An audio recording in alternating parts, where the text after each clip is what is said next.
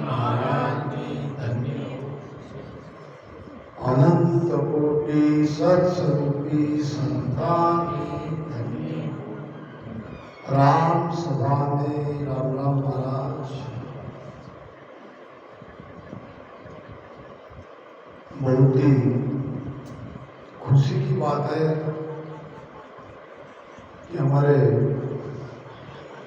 मोक्षवासी रामधर जी बाप जी ने आपकी सेवा के लिए मुझे यहाँ बुलाया।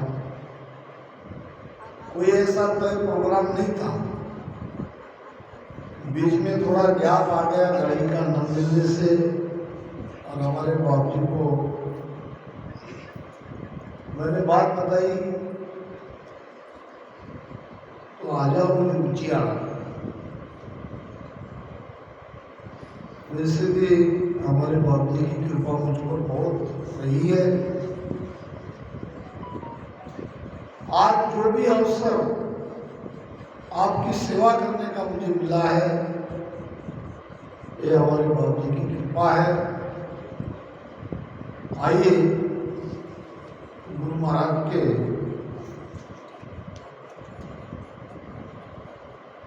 इस केवल ज्ञान पर चर्चा करेंगे। थोड़ी देर के लिए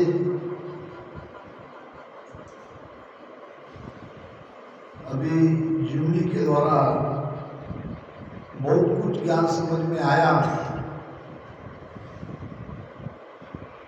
कैसी सत्ता चलती है, और ये कहना उचित रहेगा कि सुखराम जी महाराज की सत्ता को दोबारा फिर से सुखसारण जी महाराज ने ही प्रकट किया। धन्य है ऐसे महापुरुष को। और उनके अभी पता चला 16 शिष्य थे। 16 शिष्य में आज हम जिस धरा के ऊपर है, उनके शिष्य के बेटे को या शिष्य को उनकी बरसी पे आज ये सत्संग हो रही है। महाराज फरमाते हैं, मोख मोख के दास कोई सो आमारग होई, सो प्रगट किया जुग माई, नीरक पर कलो सोई। मोख मोख कहता सब कोई, सभी पंथ सभी मत, कहीं भी जाओ वो कहेंगे हमारी भक्ति भी मोक्ष की है, हमारा ज्ञान भी मोक्ष की तरफ ले जाने वाला ही है, सभी कह रहे। मगर गुरु महाराज फरमाते हैं कि मैंने वो प्रकट किया है कुदरत कला के द्वारा।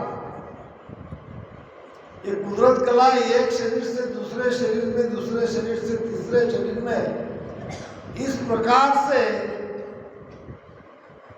ये सत्ता प्रकट है, निरंतर चल रही है। महाराज ने यही नहीं कहा कि आप निरख लो परख लो। आप निरख सकते हो, आप परख सकते हो कैसी ये कला जगती है।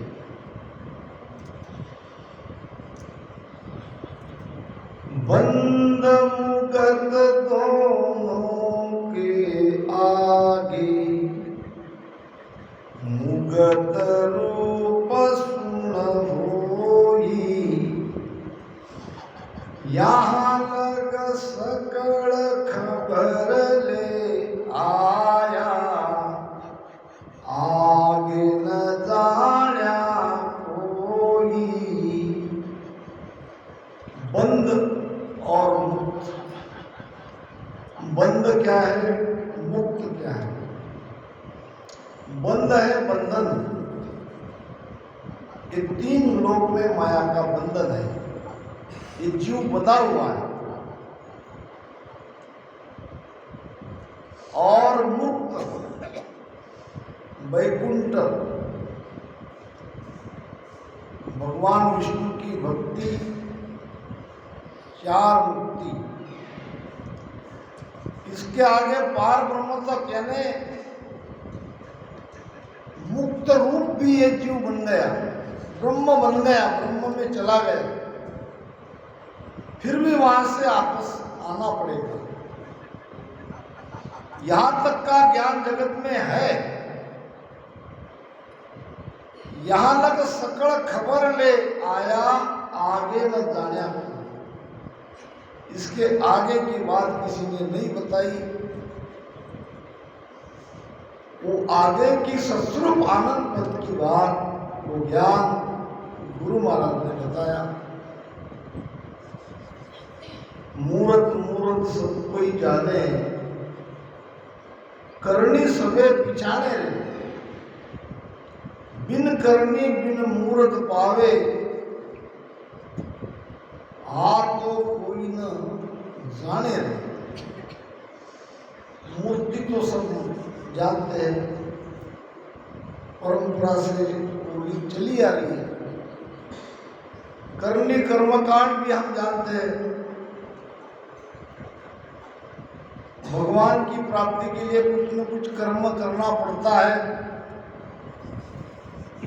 ये तो हमारी मान्यता पूर्वापार से चली आ रही है, मगर एक केवली संतों की धारा इन सबका काट करती है। बिन मूरत बिन करनी पावे, यहां न तो कोई करनी है, न कर्मकांड है, न कोई मूर्ति है, फिर भी ये जीव मोक्ष में जा रहे हैं।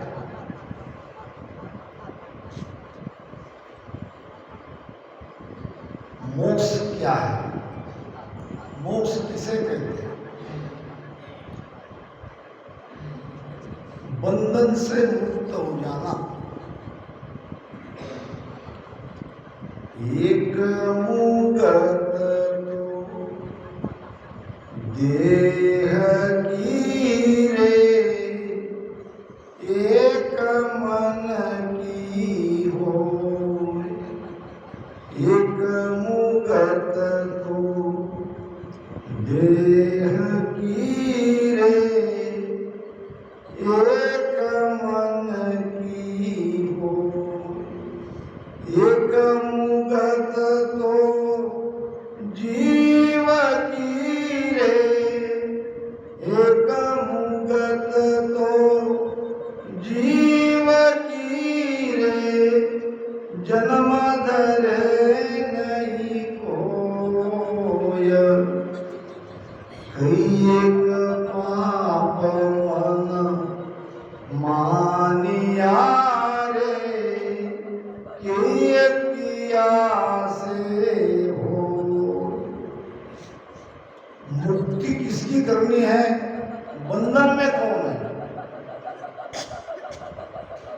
एक मुगत तो देह की रे, देह की मुक्ति के लिए हम भक्ति कर रहे हैं, उसके लिए भजन कर रहे हैं।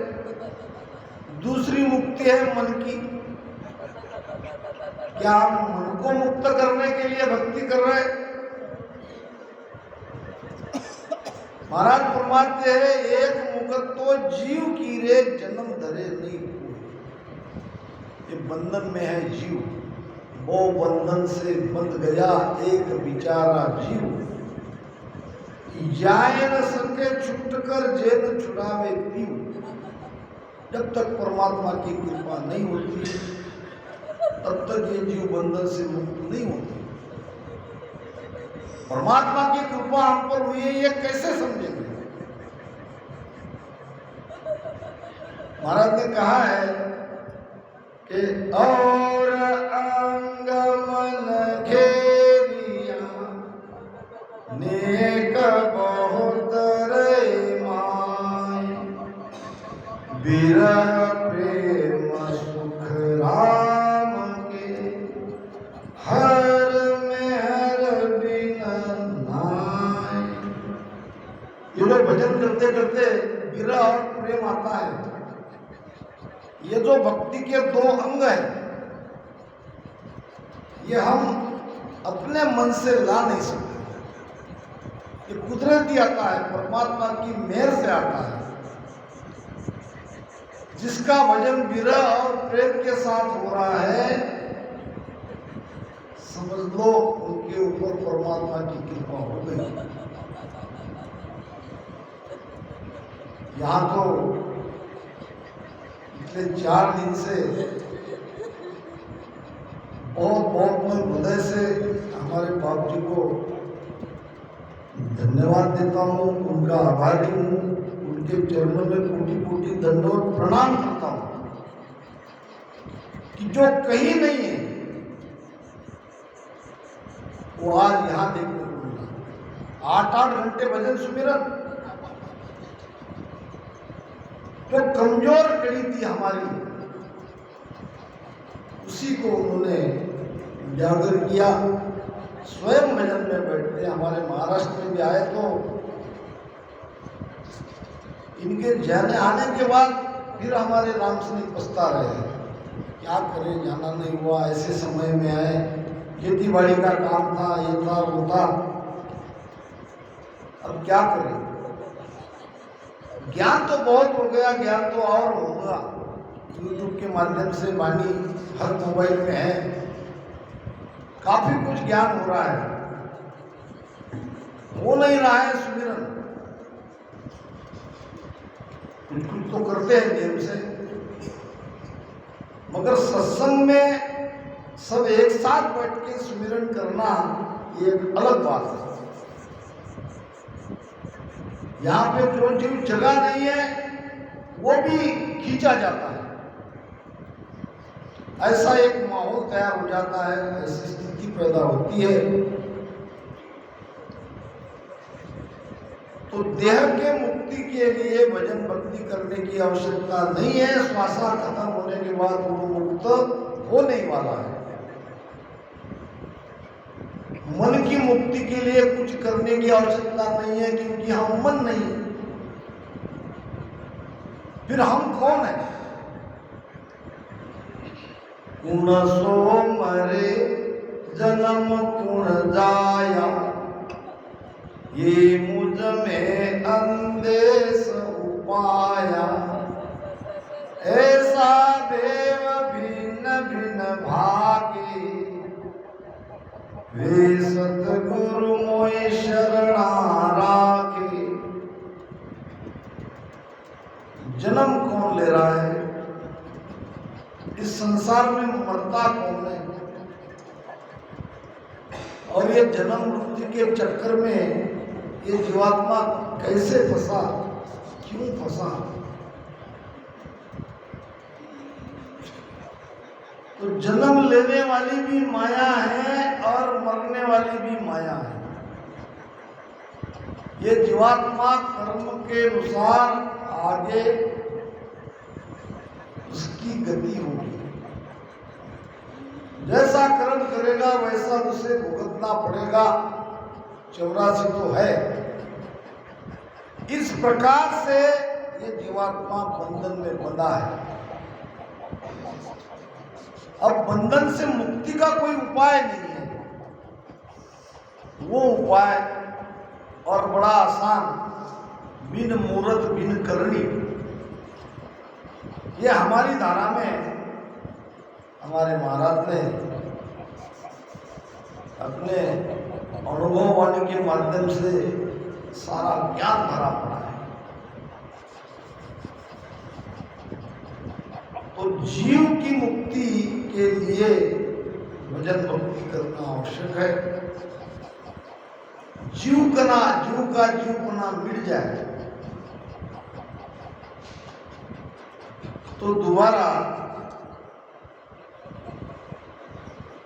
वो हंस जन्म लेना न जन्म लेगा, और जन्म नहीं लेगा तो मृत्यु भी नहीं होगी। तो इसी विषय पर पूरी चर्चा करेंगे। वैसे तो बेदी ग्रंथ चल रहा था, मगर आज कोई ज़्यादा बहुत सारे आज बहुत बढ़िया वाणी जब आप मैंने सुनी, बहुत ही मीठी आवाज, सुंदर। तो किस पद में जाने पर हम बंधन से मुक्त हो जाएंगे, दोबारा वापस नहीं आएंगे। हम कई प्रकार के इसमें ज्ञान सुनते सुनते कोई एक मत नहीं कर पा रहे। कहीं ऐसा चित्र बताते हैं ये पार ब्रह्म, उसके ऊपर आनंद। कोई कहते ऊपर धुन सुनाई देने लगी, चले गए, धुन लगी, धोखा पिटा, गिगन रहे हो गिरना, सभी को साक्ष्य देते हैं। क्या ये वास्तव में सत्य है? क्या ये अपने अंतरात्मा को केवल इतना सब होने पर हम मोक्ष में चले गए, ये लगता है?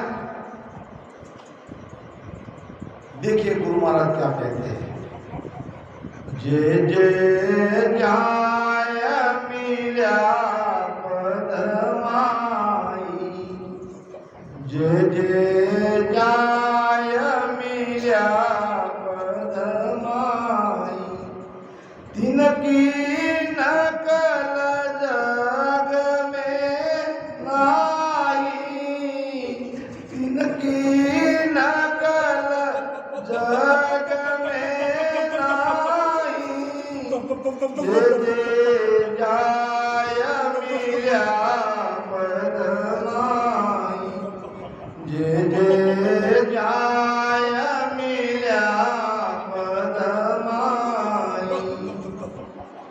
भजन करने वाले सभी आत्माएं जीते जी उस परम पद में, उस स्वरूप आनंद पद में मिल जाते हैं, वो दोबारा वापस संसार में नहीं आते। ये हो गया मोक्ष में जाने वाला, उसकी क्या स्थिति है और वो दोबारा क्यों नहीं आता। ये तो पीर देव जग सारा, ये तो पीर देव जग सारा, सुख दुख दोष करत है लारा, सुख दुख दोष करत है लारा, जे जे जाय मिल्या पद माई। पीर, पीर है 24 अवतार भी 24 अवतार, 24 पीर, तीर्थंकर भी 24। हालांकि तीर्थंकर तो मोक्ष में गए, महाराज ने महिमा करी है उनकी। ये देवता हो, पीर हो, ये कोई मोक्ष में नहीं गए, ये फिर वापस संसार में आते हैं और सुख दुख देते हैं, दोष लगाते हैं, हम सब देखते हैं। यदा यदा ही धर्मस्य ग्लानिर्भवति भारत, गीता स्वयं कहती है, भगवान कृष्ण कह रहे हैं कि जब जब धर्म की हानि होगी तब तक होन काल से अवतार आते हैं। ये सारे अवतार होन काल से आते हैं, तो आ ही रहे वापस, तो स्वयं कह रहे कि हम वापस आ रहे हैं।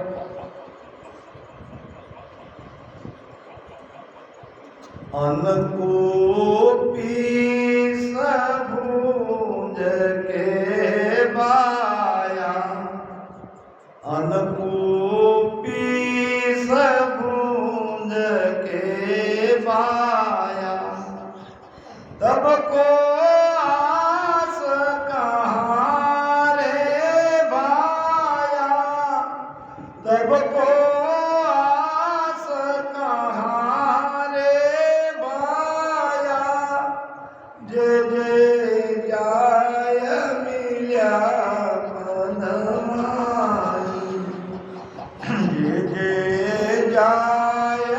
गेल्या पदमाई।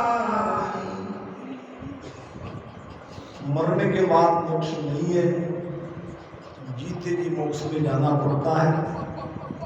एक गृहस्थी संत थे, वर्षों बाद उनके दर्शन के लिए 2-3 शिष्य आए गांव में। पुराने जमाने की बात है, पैदल पैदल आना पड़ता था। बाहर में एक माता जी थी, और माता जी को ये जानते नहीं थे। पूछा कि गुरु महाराज से मिलना है। माता जी ने पूछा क्या करोगे मिलके? कोई ज्ञान की वार्तालाप बातचीत तो वो तो बोलती नहीं। अच्छा फिर हम कुछ कहेंगे, कुछ इशारे से हमको समझा के देंगे। तो कहने लगी कि वो सुनते भी नहीं। ठीक है माता जी, हम देख लेंगे, हमारे गुरुदेव है, सालों से नहीं मिले हैं, अरस परस दर्शन हो जाएगा, निकल जाएंगे। फिर कहने लगी वो तो देखते भी नहीं।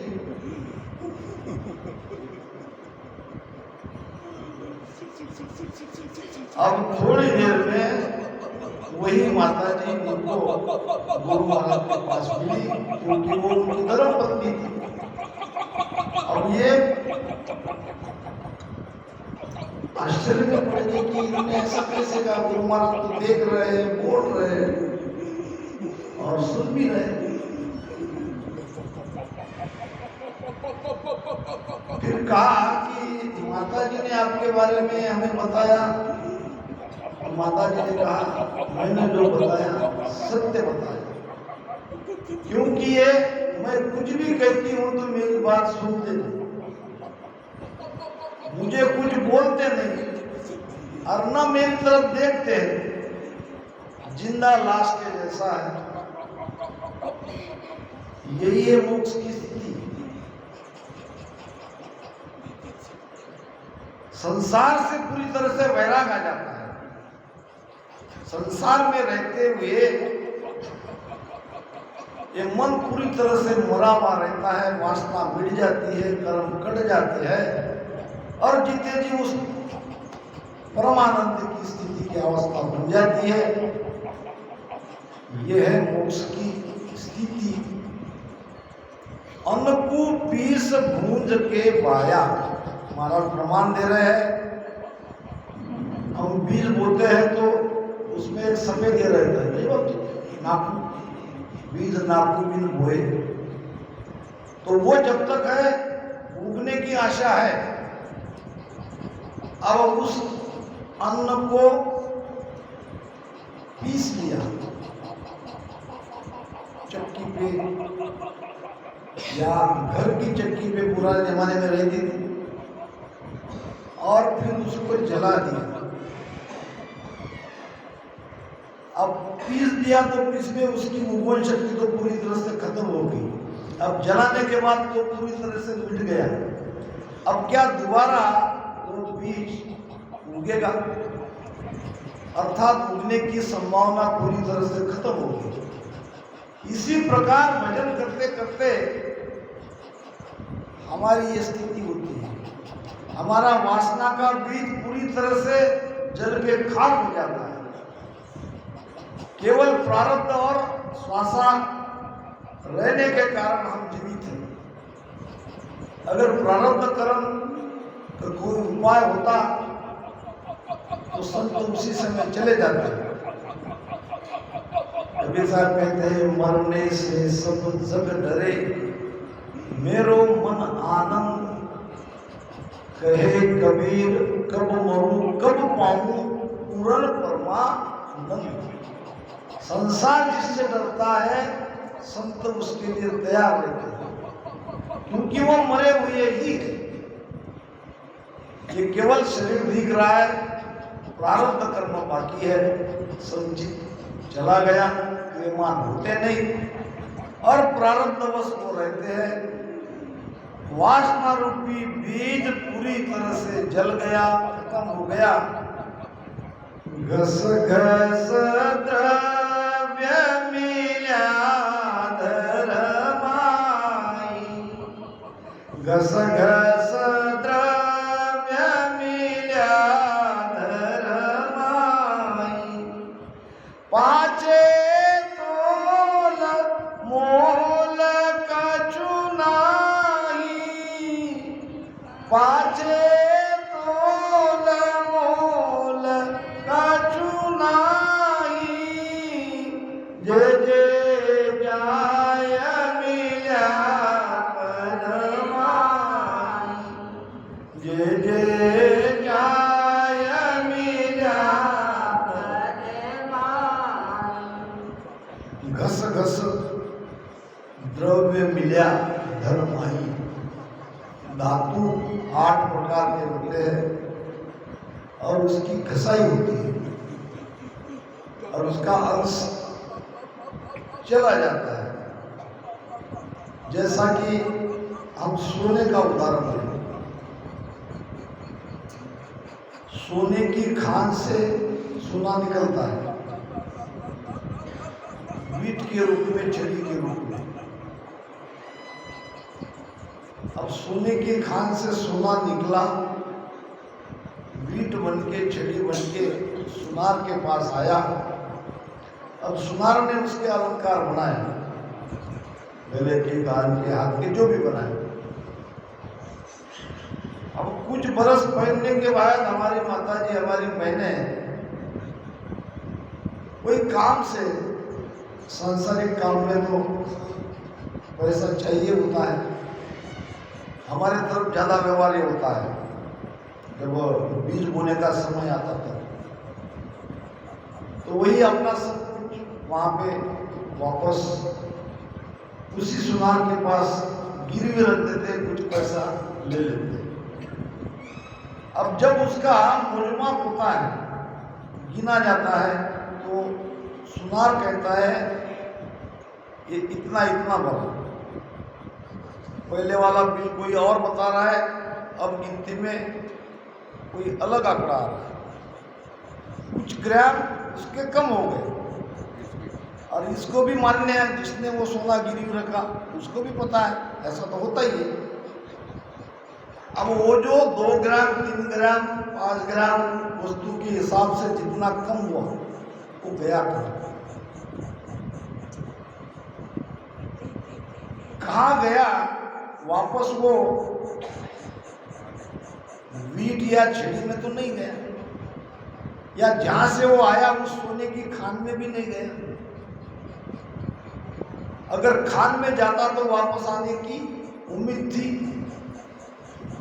छड़ी में जाता वापस तो आता ही आता था। ये नहीं दूसरा कोई सुनार उसका और अलंकार बना लेता, क्योंकि अंश मिटा नहीं। न वो खान में गया, न छड़ी में गया, तो गया कहाँ? खान है पार ब्रह्म, जहां से वो आया। जीव जहां से आता है वो है पार ब्रह्म, और छड़ी है ओंकार ब्रह्म। अब न वो ओंकार ब्रह्म में जा रहा है, न पार ब्रह्म में जा रहा है।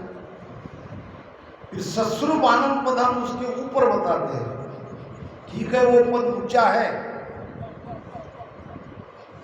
मगर असल में वो गया कहाँ? वो अपने स्वरूप में चला गया, दोबारा वो देखने से मिलेगा नहीं। ढूंढने की कोशिश भी की तो उसका कोई अस्तित्व बाकी नहीं रहेगा। इसको कहते हैं मोक्ष। ये स्थिति है मोक्ष की। केवल धुन सुनाई दे रही है, इतना कहने भर से नहीं चलेगा। और मैं कहने के लिए डरता नहीं, वाणी में लिखा है, हम क्या करें, ऐसी स्थिति होनी चाहिए। और किसी को दुखाने के लिए तो बिल्कुल नहीं कहते। हमको सेवा के लिए आप लोग बुलाते हो, मैं तो यहाँ अपनी तरफ से आया हूँ, तो सेवा में निर्णय सत्य का होना चाहिए। गुरु महाराज का ज्ञान अथाह है,